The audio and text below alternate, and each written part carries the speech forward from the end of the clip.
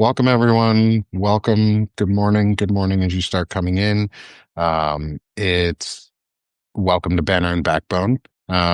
Today is another vet talk that we are having. Today's Valor and Honor. And we have our special guest, Ken Harbaugh, with us. Ken is a major piece of the Valor Media Network. He is a contributor on the Midas Touch Network. Um, and most importantly, at this point too, he's a Navy vet. And he's a Navy fighter. You're a pilot, correct? Pilot. Yep. Recon Um, pilot, EP3. Recon. Okay, awesome. You guys are pilots, freaking awesome. Like, Thank you. uh, Good to be here. to not derail our introduction of you, pilots are awesome because my oldest brother was an Apache mechanic, flew in Iraq with the Apaches, and so he was the reason I went into the Army. And pilots are incredible. Like, I watched Top Gun movies growing up. I'm pretty sure most people here did. And so it's an honor to have you with us, Ken. Thank you for joining us today. Can you introduce yourself to everyone? I'm going to pull up our chat and drop your links to your show, but I wanted to give you the floor to introduce yourself now. Yeah, absolutely. Thanks so much for having me, Nick. As you already said, I'm a former Navy pilot. Feels like a lifetime ago. Since then, I have taught, I have helped build and lead veteran service organizations, including Team Rubicon, where I was the president of Team Rubicon Global, produced the documentary film Against All Enemies, which hit #1 on Apple TV. I wish it had made more of a difference because it was about why we need to take seriously the recruitment of our brothers and sisters, military veterans, into extremist organizations like the Oath Keepers, Proud Boys, and Three Percenters. Now, of course, the worst actors in that world have been pardoned and put on a pedestal and are likely being recruited into ICE as we speak. So that's the short version. I have a show on the Midas Touch Network, the Ken Harbaugh Show. But let's talk all things VA, because that place is imploding right now.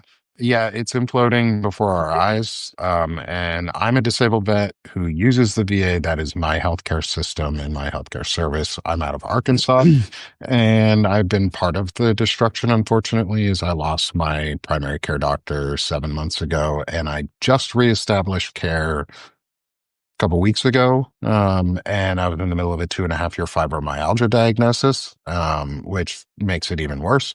And so one of the things I wanted to talk with Ken about was some of the destruction that is going on at the VA, and especially about the policy proposal to strip veterans of their right to have an abortion, or abortion counseling, and to strip CHAMP VA recipients of abortion and abortion counseling as well, which is really impactful because not only does it impact veterans directly, but it impacts all of our families if we're on CHAMP VA. And those who are on CHAMP VA are the most disabled amongst us, or the most needy amongst us, because we need the most help and the most support, and that's being taken away. And I wanted to get your thoughts on that, and what we can be doing as individual citizens to push back on it. Well, Nick, I am glad especially that you mentioned the proposed prohibition on even counseling. If this goes through, if this policy change is implemented, it will mean that doctors cannot even talk to their patients about their options. And I think it's incumbent upon us. I mean, look at us. Like, I understand who we are in this conversation. We need to fight for our sisters in uniform, our sisters in arms, who are being made the victims of, let's just say it out loud, a Christian nationalist agenda that has now infected the VA. This isn't about science. This isn't even about, a debate about healthcare. It's about Christian nationalism.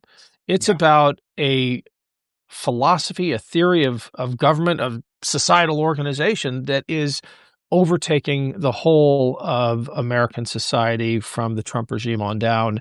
And it's affecting our sisters in arms, and we damn well better speak out about it. The other thing that we have to acknowledge is that this is affecting a community, the women who served in uniform, that has experienced rates of MST that would shock most people outside the military sexual trauma.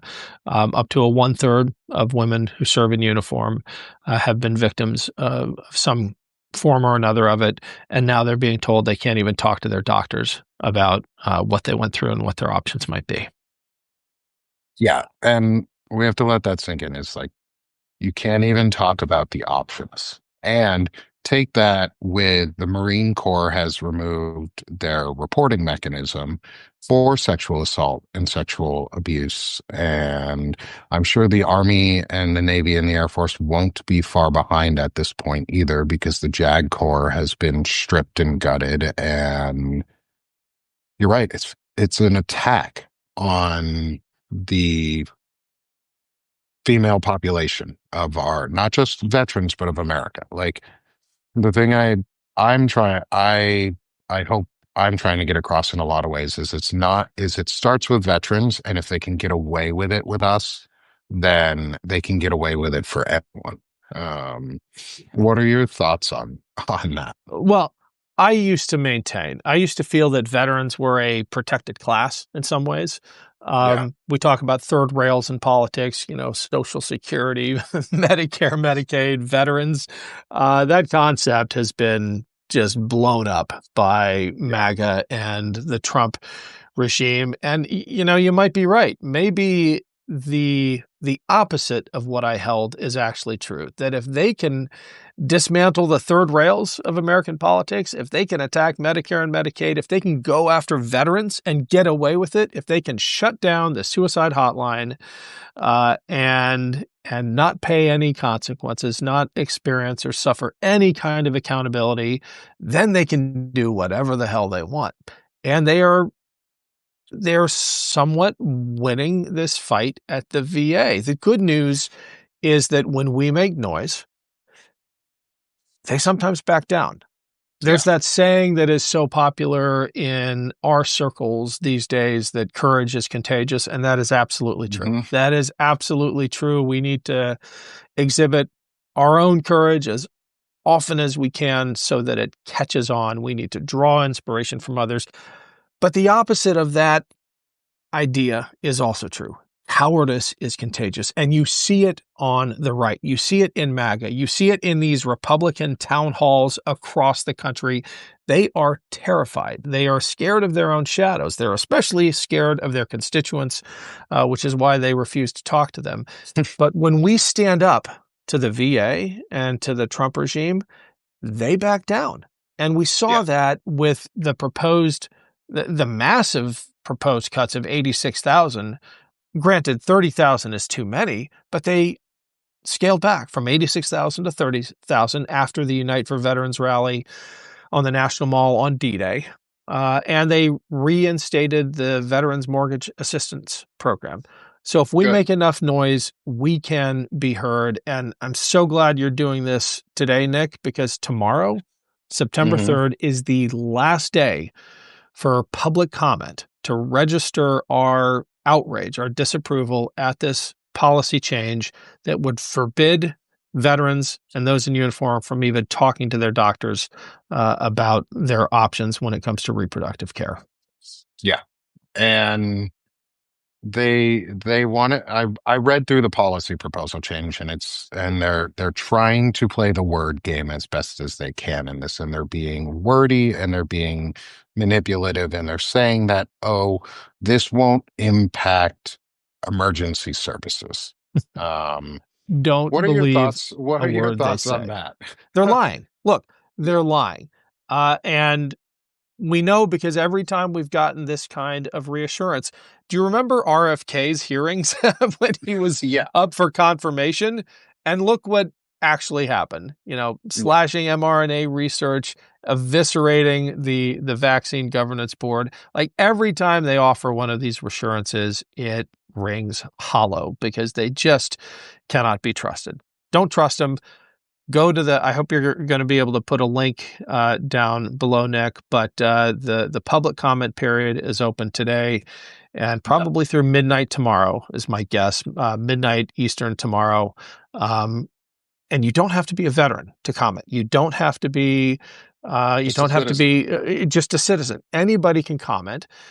If you care about women, if you care about veterans, if you care about science-based healthcare, the other thing about these comments is that they are public record.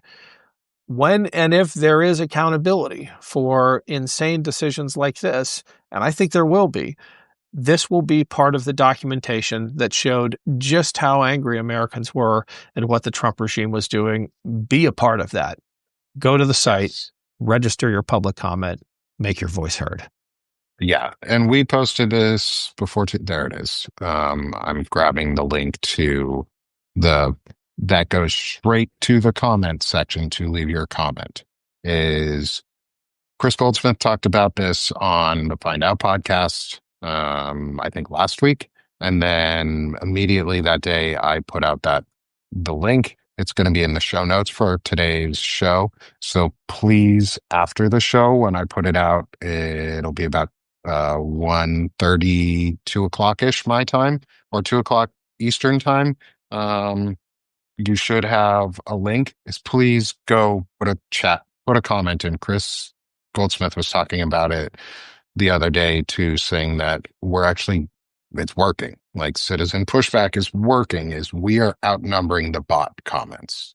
Which is crazy. I mean, Yeah. It's cheap to throw 1,000 bot comments onto a comment page. It takes real work and passion and dedication for real humans to show up. And real humans are now outnumbering the right-wing trolls and bots, which is a great sign.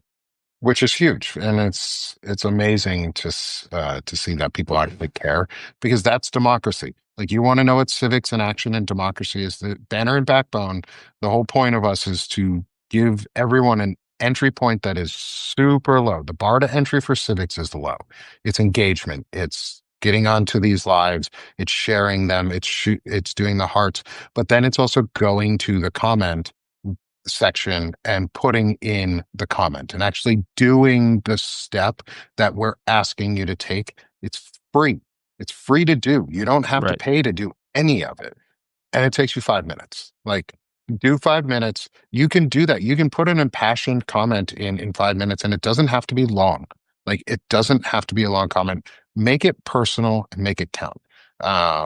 You mentioned something, Ken, I want to shift topics just a little bit, is about if and when we get the chance to hold folks accountable. And I think that's a really important step, is we need to prepare for and document everything as we're going to hold people accountable. You talk about a policy platform that is based on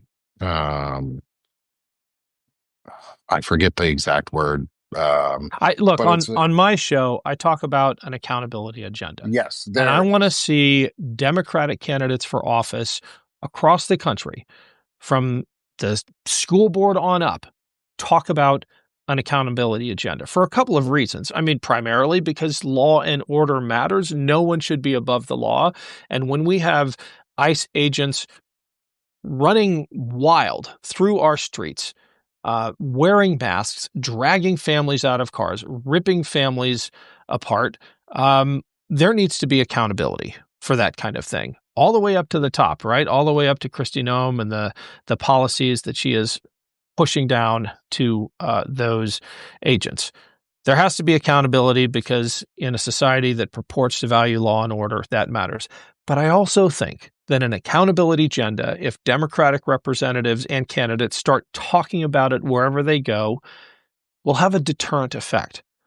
I think, back to this point about cowardice being contagious, maybe the one thing that will stop that ICE agent from brutalizing another one of our neighbors, if it's not their own conscience, it might be fear of consequences, right? If they hear everyone around them talking about, you will be held accountable, we will find out who you are and what you did, And just like the Truth and Reconciliation Commissions that help put countries back together, like South Africa and Germany, I think we may need that kind of thing to have the kind of accountability and faithfulness to law and order that is required, and to heal the wounds that these people and the policies that they are enforcing, the brutal and I think illegal and unconstitutional policies that they are enforcing, to come to terms with those when this passes. Yeah. Yeah. And I thank you for finding the word and telling me the word, the accountability agenda. I have fibro, so I live in a fog sometimes. But the importance of that, I think, wraps back to the VA though, is the accountability agenda. And one of the reasons that we talk about everything that the VA is doing, and that's what is happening at the VA, is an accountability means that 50,000 people kept their jobs for VA. We held them accountable for trying to push out 80 some odd thousand people, and we stopped them at 30. Like that's a good thing. And we celebrate the wins, but we also then take the action to the next step, which is why we've asked everyone to leave a public comment on the VA policy proposal, which is a big part of this theme for today, is the VA policy proposal to strip veterans and CHAMPVA recipients of the ability to have abortion care or abortion consultations. And they say this won't affect emergencies, but it will, because uh, uh, when you stop being able to provide abortions, you don't have pregnancy doctors and OBGYNs who can then perform safe abortions that are needed for things like miscarriages. There's also the climate of fear that this Yeah. inevitably leads to. And if you have any doubt about what I'm talking about, talk to a Texan. Talk to a woman in Texas. Talk to someone who has needed this kind of care and been stranded, bleeding in their car in an emergency room parking lot, where we were told this would not happen because it didn't affect emergency care. It is happening right now. Women are bleeding out in these states with these draconian anti-abortion laws, even though we've been reassured that it won't affect emergency care, because doctors are afraid. Healthcare providers are afraid. They don't understand the limits of the law, or they don't trust the people charged with enforcing those laws, who on one hand are saying this isn't going to affect emergency care, on the other hand are proposing bounties on women and healthcare providers, who actually provide healthcare. In Texas, there's a $10,000 bounty, a citizen vigilante bounty on anyone who assists with an abortion. So yeah, healthcare providers are afraid, and they should be, because the current regime is terrorizing them. Anyone who cares about women and the provision of reproductive health care in these deep red states, and my God, the VA is about to look like a deep red state. They have a right to be afraid, and it's up to us to have their backs. Yes. Yeah.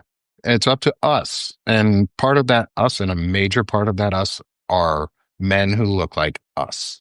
Yeah. And we need to stop being silent and stop going, it's not my problem. Because it is your problem. It's your problem. It's all of our problems when half of the population does not have access to healthcare that's helpful, like, or provides health. Like, women shouldn't be dying to have babies. We're one of the highest mortality, like child mortality rates and pregnancy related death mortality rates in the world. For a first world country, we're not that. We're not first world anymore. Like, we can't call ourselves that if we're going to let women die in the streets. And so you talked a little bit about Christian nationalism, which is a huge part of all of this, and it's something Bobby Jones and I've talked about too on some of the shows, is the attack on women, specifically in places of leadership throughout the military. Can you talk about some of the firings that have happened and the replacements that have gone on in the DoD itself, and how that's impacting military readiness, and maybe the big one is going to be retention? Yeah. Well, this has nothing to do with competence or, to use Pete Hegseth's favorite term, lethality. It's a purge to align more closely with his Christian nationalist vision for the country. And it starts with his Department of Defense. I mean, this is the same Secretary of Defense who retweets an extremist Christian pastor who doesn't believe that women should have the right to vote. And Pete Hegseth reposts that approvingly with the caption, "All of Christ for all of life." I have no problem with people wearing their faith on their sleeves. I have no problem with people expressing their faith openly. But when you are the Secretary of Defense, when you are responsible for the health and welfare and the lethality of a 2 million person department, to put that front and center and to demonstrate it in a way that is demeaning, that amplifies someone who thinks that women shouldn't have the right to vote, that is a dereliction of duty. And it is already affecting morale. If you are one of our sisters in arms, I don't know what to say, because we need your service as much as we need anybody's. And to have it degraded and demeaned by the Secretary of Defense, who couldn't even manage a small veterans nonprofit, it's just a slap in the face. Yeah, I couldn't put that any better. Um, the one of the people that we haven't spoken about in all of this is the VA Secretary Doug Collins. Um, and I'd love to get your thoughts real quick because I know we only have a few more minutes with you before you have to jump off. We are going to continue our show for the full hour. I saw Jacob Summers come in. He's one of my friends from the Army. We're going to pull him in. And when Fred Pogue gets here, we'll pull him on as well for the second half of the show.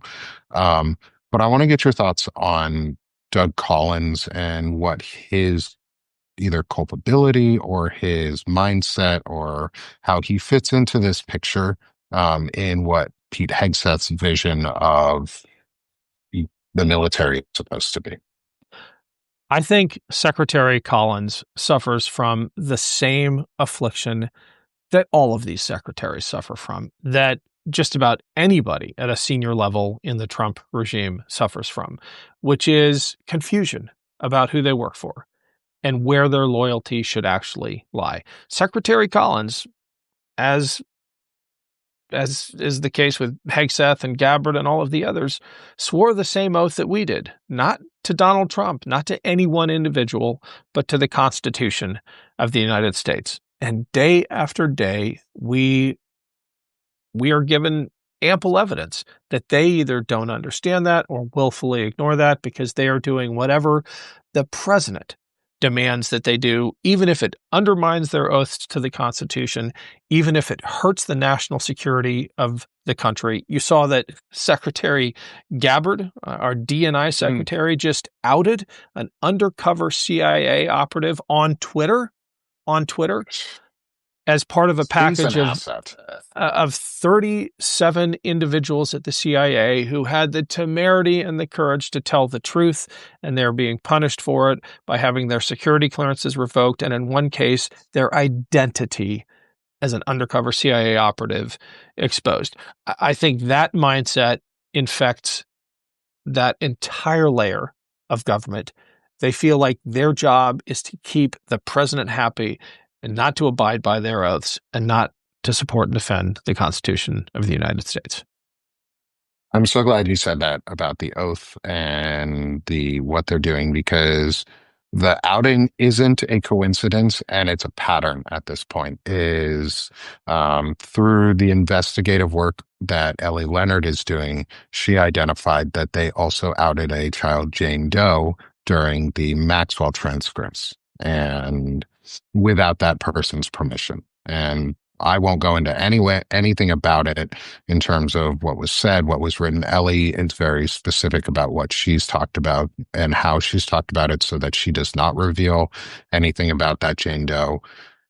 But outing is like part of their game, because it's fear. It creates fear, and It Yeah. instills fear in people to make victims or those of us who are speaking out less likely to. And I personally, I'm going to say I'm not going to stop speaking out. In fact, I'm going to speak out more because I have the privilege to do that. And until they take it away from me and lock me up, I'm going to keep speaking out. Like, it's my damn country. I fought for it. I swore an oath. My parents taught me that it was the Constitution and it's my right to do all these things.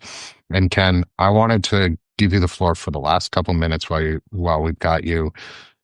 Is I haven't been able to ask this yet, but you've talked about it a lot, is accountability. In your mind, what does accountability look like for someone like Pete Hegseth or Secretary Collins or those who are hurting and killing veterans?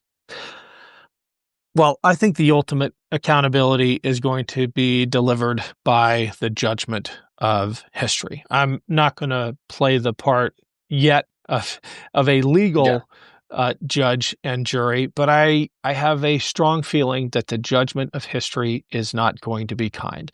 In fact, I think it is going to be so harsh, especially for the people who are targeting the most vulnerable among us, the Steve Millers, folks like that. I suspect their children are going to change their names and pretend that they have had nothing to do with that parent. And I suspect their grandchildren will not even know who they are, because that is how deep this stain is and how lasting their shame will be from what I think is one of the most shameful periods in American history. We're living it right now. Thank you. I totally agree. Um, and before you go, I want to say thank you so much Thank for you. coming on. It's been an incredible honor to have you with me, and to get to speak to you. I hope we get to speak to you again, and have some of our other incredible vet co-hosts come on as well, and talk with you. I think now is the most important time that we speak out. Um, and so, Ken, where can everybody find you before you go? Oh, And how thanks. can people follow you and Yeah, support you? thanks for the plug. The Ken Harbaugh Show on the Midas Touch Network, and honestly, any of our incredible hosts on the Valor Media Network. Just Google it or go to YouTube and look up the Valor Media Network. We're fighting back with everything we've got. Yeah. Thank you. I'm Thanks, Nick. glad I'm glad that vets are coming out of the woodwork. Thank you, Ken. I look forward to speaking to you again. And it's great to see vets standing up for other vets, but also standing up for the Constitution. So Ken, I hope to see you again soon. And this was a wonderful conversation. Thank you. Count on it. Let's talk again soon. Thanks, Nick. All right. Bye. Thank you. Bye. All right. Thank you all for the first half of our show. I am going to see if Jacob is still here and grab Jacob, who is a good friend of mine from the Army. We served together. And if and when Fred Pogue decides to pop his head in, we may try and grab him too. Um, and if not, you'll get to hear me monologue for half an hour about the VA and Pete Hegseth, because I got some thoughts on Pete Hegseth and they're not always very nice. Um, but I'm going to keep it more professional than I would on my own show for the sake of this show. Banner and Backbone is a little bit more laid back for me right now. I'm very amped up about it and I'm very mad. And I'm going to continue to put into our comment chat and make sure that afterward, too, is that everybody, please, please, please go sign the or comment on the VA policy proposal change that would impact abortion access and counseling for veterans and CHAMP VA recipients.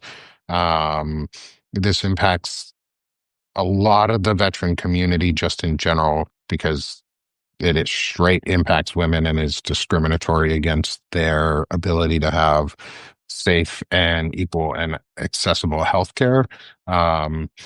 It also impacts anyone who is on CHAMP VA. And for those who do not know, CHAMP VA is a cost sharing program for healthcare that is accessible to veterans who are very disabled on the higher end of the disability list, closer to 190 to 100%, if not over on the extended charts. It is for families and for people who don't have other insurance and need the support. It is basically a secondary insurance that some people rely on as primary. Trust me, from experience, I'm signing up for CHAMPVA. Like, this is an attack on my family. Um, I'm a dual veteran family. Like, this is a direct attack on my family, and it's horse shit. Um, and it's unacceptable that we live in a state that is so ready, and I say state, I mean country, that is so ready to tear away all of the rights for nearly half its population, if not over half the population. Like, sorry, it's unacceptable that the US has become a place of subjugation and fear rather than freedom and bravery. Like, now is the time when we need citizens to step up and be brave and be willing to put their voices out there. Um, and to do the simple act of signing and leaving a comment on the VA policy proposal. It's free. Like, the part of Banner and Backbone is helping to remind and teach people that the entry to civics and the entry to engagement is free, it's easy, and it doesn't take a lot of time. Democracy doesn't have to take a lot of time. You can do it easily.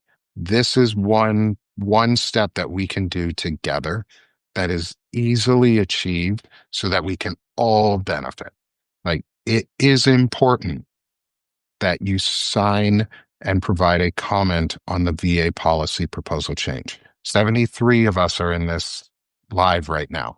If 73 people sign it and put a comment on the policy proposal change, at least half of the people in this group would then forward it to somebody else to also sign. If all of us put this out, like, I'm going to put it out on the post show notes for everybody to sign, and then I'm going to drop it in chats for everybody to know. That's what I do. That's part of my job. I do this as a job now, and please come support Banner and Backbone and Sick of This Shit with Nick. Go support Ken Harbaugh. He was an incredible guest of ours. I'm so glad I got to talk to him. I look forward to speaking to him again. He's in the list now of fantastic veteran guests that we've had, of retired Navy Commander Bobby Jones, of retired Army, I believe, I don't want to get his rank wrong. He's retired from the Army, was Fred Wellman. We've had Army Sergeant Chris Goldsmith on. We've had retired from the Navy Melissa Corrigan, who is part of the Banner and Backbone Network. Frederick Pogue is part of the Banner and Backbone Network. He is a Marine veteran. Jacob Summers, a good friend of mine, is an Army veteran. We served together in the Army, and we didn't serve in combat together, but we were good friends serving together in country. And we have a network of incredible creators around here who are veterans for speaking up. And we need more who are willing to do so. We need more who are willing to take the entry point of just going to the link that I'm going to put in the chat and put in the show notes at the end, and leaving a message that says you disagree with stripping veterans and CHAMPVA recipients of their right and access to abortions and abortion counseling. Like, not even counseling. They could not get counseling. Doctors would not be able to talk about it. The rate of assault in the military is higher on average than it is in other professions. The rate of assault in the military is higher on average than other professions. That means you're more likely to be assaulted as a female. More likely to be assaulted as a male, too. We're just not talking about that right now because men's rights are not being stripped away. Saving these rights benefits men, too. Like, if you want to be selfish, men, saving these rights benefits you. It's just straight up benefits you in ways you will never know. So fucking just sign this, go to the VA comment section here. This is a government public comment section that we are overwhelming the bots. We are leaving more comments than the bots are. We are providing heartfelt, citizen-driven comments that if we get a higher number than they do, we win. That's how democracy works. It's 50% plus one. That means all you need is one. And if we can continue to overwhelm the bot farm from the right, which is incredible in itself, with citizens just putting a comment on, they will have to keep the policy because the way it is, where veterans have and CHAMPVA recipients maintain their access to abortions and abortion counseling. It's important. It's important that you go and comment, leave a comment. I've done one, I'm going to leave another. It's okay to leave more than one comment if you can. Leave an anonymous comment if you want to. Do whatever you need to leave a comment. It takes less than 5 minutes and it's free. It's free. That's the biggest piece. I'm going to drop it in here again, Sharon, and I'm also going to put it in the show notes. So please look out for the show notes about half an hour after we're done. And it doesn't matter where in the US you're from. Just put a comment. You don't have to be a veteran. You don't have to be associated with veterans. You're associated with veterans just by being here with Banner and Backbone. You're associated with veterans just by listening, because I'm a veteran. This network is founded by 2 veterans. 2 of the 3 who are co-founders of our Banner and Backbone, Frederick Pogue and myself, are both veterans. Lawrence Winterman is not, but that was not by choice. He couldn't serve at the time. So we have a veteran community. A lot of our creators are veterans. Melissa Corrigan is a veteran. She's an incredible creator to follow, and she highlights veterans' work. It is important to continue to push back because it shows, one, courage is contagious. Like Ken said, like veterans, a lot of us say is courage is contagious. So is cowardice. Be courageous by doing the simple thing of leaving a comment, because if we can show again with veterans that we care, we can show that we care for other people, because veterans is a class and a group of people who are uniquely diverse. They're the most diverse segment of this country. The workforce of the military is the most diverse, not by need, but by necessity. It was by necessity, it's the most diverse because it's a citizen force of volunteers and everyone steps up. And typically those who step up are those who are in minority communities. A lot of those in minority communities step up. They step up because they believe in the promise and the ideas of America and the Constitution.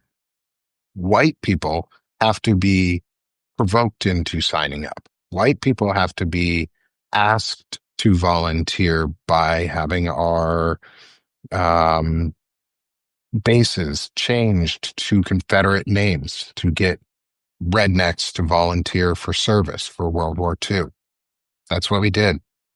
To get people to volunteer for Korea, we changed names. We made things more racist for white people to join because not enough whites were joining, because the force was too diverse for these people.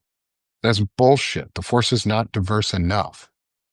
The force is a volunteer force and is the segment of America that shows who cares the most, which means the most diversity is in the forces because they're the ones who care the most. People who join care the most in that situation. And they're the ones being attacked the most by our government and being left behind the most by our government and being forgotten the most by our government. Homeless population in our country is mostly veterans because we've given up on them. Most of those veterans nowadays are Vietnam vets and post 9/11 vets and Desert Storm vets. Those are people my age who are post 9/11 and a little older. Desert Storm, 10 years, 15 years older than I am. My brother and folks just a little older than him. Like, we've given up on people. And when we give up on veterans, we've given up on America. That's it. When we give up on our veterans, we've given up on America because we're the ones who signed that contract that said the government owns us in accordance with us following and defending and supporting the Constitution. They own us until somebody says we cannot defend and support the Constitution, and then we defend and support it from all enemies, foreign and domestic. We have a domestic enemy and a domestic threat that is tearing down our country so that we don't have protection, so that we don't have rights. We have a internal threat that is attacking our nation. It is a nationalist, Christo-fascist threat. It is a nationalist, Christo-fascist threat. Welcome, Jacob. Great picture, brother. Jacob's going to be off camera for us while we're on. But this is my brother Jacob. He is a friend of mine from the Army. We served together, and is just a good dude. And I love having him. Love having him talk and on. And I'm gonna see if I can get Fred Pogan to, because he's texting me, and get the both of you on for the last 15 minutes. So Jacob, welcome, brother. Ah, Fred Pogue is here too. Welcome. We have all right. three now. What? Has So become sorry, ridiculous. man. I had a business. I literally like 2 minutes before I was supposed to go on a business call popped up, and it was like, all right, this should be 10 minutes. It was an hour. You know what? Yeah. It worked out. Ken and I had a great one-on-one discussion. Cool. And look forward to having him come back on the show with us. Oh, dig Um, it, man. Dig it. we Yeah. talked all about the VA policy proposal, to strip veterans of their right to have abortions or abortion counseling, and CHAMP VA recipients of having the right to abortion and abortion counseling. And CHAMP VA recipients are those of us who are in the 90 to 100% category, or more. The most disabled, they want to take the most away from. How do you guys feel about that? I'll let Fred go first. Yeah, I will have my video disabled because when you asked me to come on, I was like, I can, but I gotta get done with a client, and then I gotta go run and grab a check from the bank to pay rent for the gym. So I am being safe. I am on a hands-free device with an ear, like basically just able to listen and talk. So continue. Fred, go first. So I think it's really smart when you have the Trump administration taking people that have signed up in uniform away from their homes and picking up trash. And, especially when Pete Hegseth talks about a warfighter ethos. And then for people who've already served, who've either supported warfighters or been warfighters, and then you deny them help for their families, you deny them their health care. Yeah, I'm sure you're going to get all kinds of recruits that want to sign up for the military at that point. I'm sure that's not a betrayal of your fundamental values. And I'm saying this all sarcastically because if I don't, the anger inside is going to well up to where, bodily harm wants to be inflicted on certain folks that, because this is, I'm going to tell you right now, veterans, I just got back from a meditation retreat in Albuquerque, which was put on by veterans. It was for veterans. The guy who put it on was a veteran. It was through the VA. You talk about meeting folks that I've been through tough times. I've recently gone through some very dark and very tough times. I saw how blessed and fortunate I am when I was there. I mean, and I mean, you talk to people like, yeah, man, I didn't get in combat. I was a Vietnam helicopter ambulance pilot. I'm like, but you still saw the after effects. Yeah, you lived through it. You saw like you had to take the wounded on a helicopter, I mean, you saw it. You were there. And, these people are like, oh, yeah, but I didn't serve in the same capacity. It's like, when I see and hear people like that who have suffered, like, talking to a nurse who was in the GWAT, 4 tours in Iraq, 3 tours in Afghanistan, just shattered. And she's like, yeah, I hope I can get into this therapy class with music because that seems to help my PTSD. But they may deny it. Yeah. What are we doing? Don't tell me you support the troops.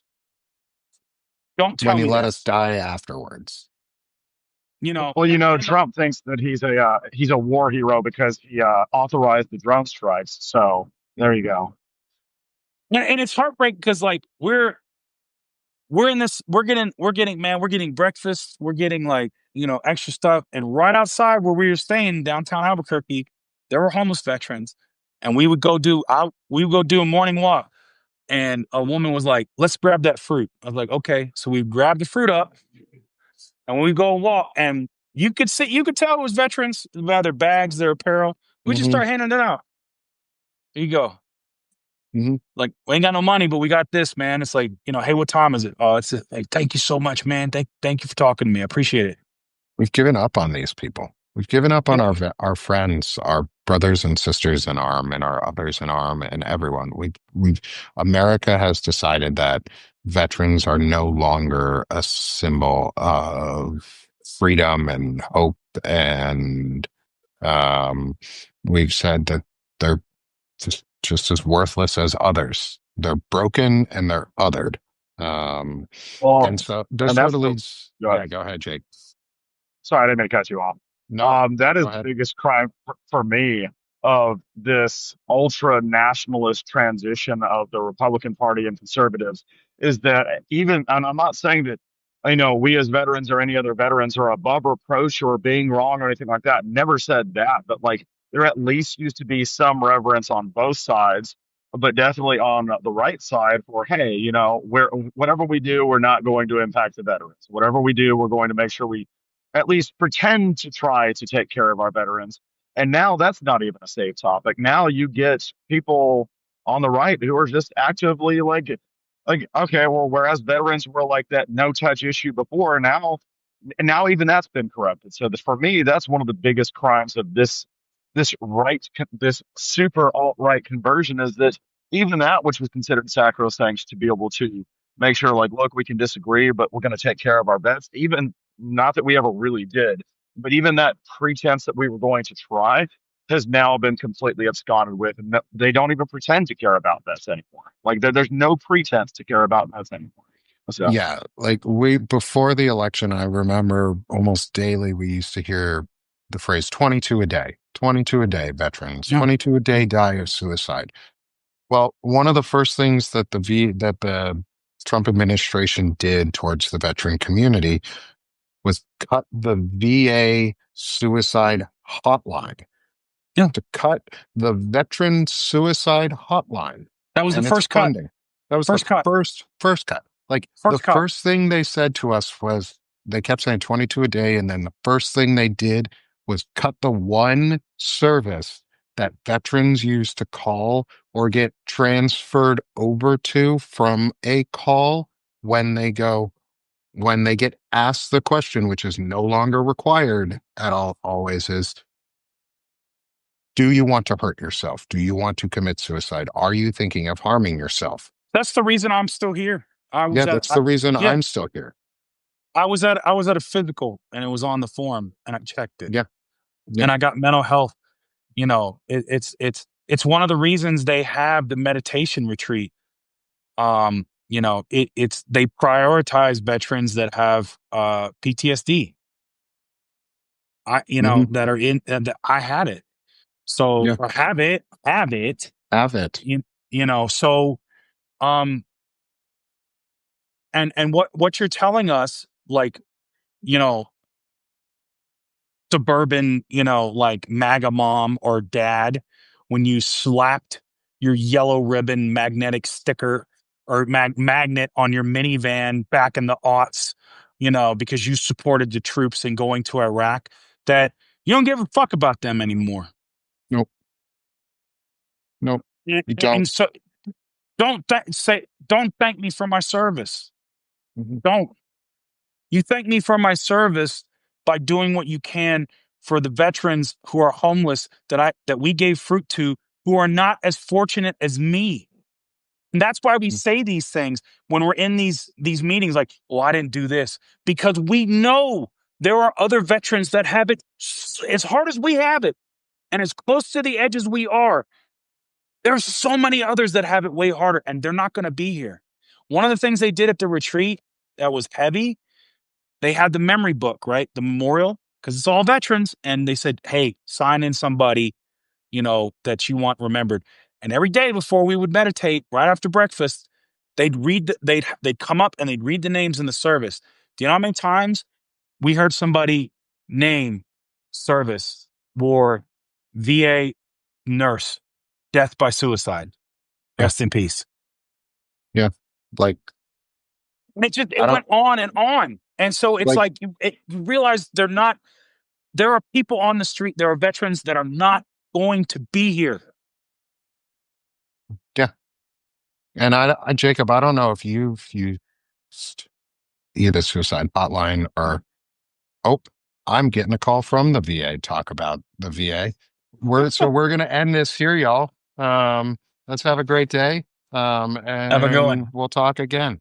See you, Thanks, bud. everyone. Thanks, man. Bye, all.